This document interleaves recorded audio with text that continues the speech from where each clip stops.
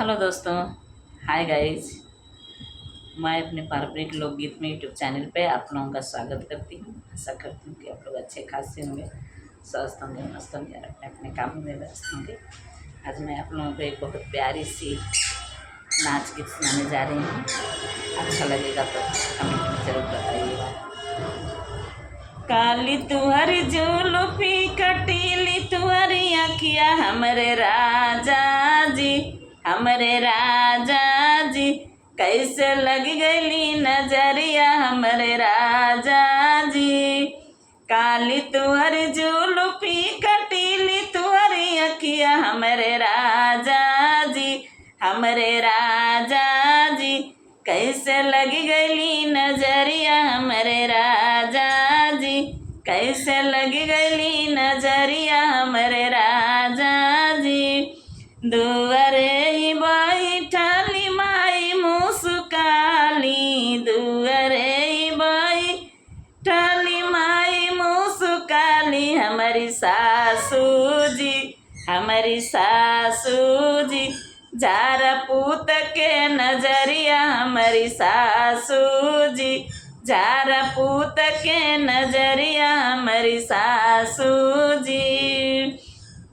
काली तुहरी जुल्फी कटीली तुहरी अखिया हमरे राजा जी, हमरे राजा जी, कैसे लग गई नजरिया हमरे राजा जी, कैसे लग गई नजरिया हमरे राजा जी। दुआरे पर बैठ हमारी भाभी मुस्काली, दुआरे पे बैठ हमारी भाभी मुस्काली, हमारी जेठनी जी, हमारी जेठनी जी, जारा देवर के नजरिया हमारी जेठनी जी, जारा देवर के नजरिया हमारी जेठनी जी।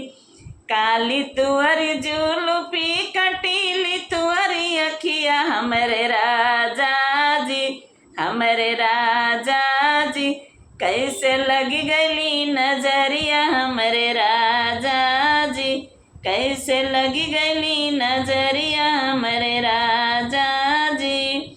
आंगने ही बैठल हमारी ननदी मुस्काली, आंगने ही बैठल हमारी ननदी मुस्काली, हमारी ननदी जी, हमारी ननदी जी, जारा भैया के नजरिया हमारी ननदी जी, जारा भैया के नजरिया हमारी ननदी जी।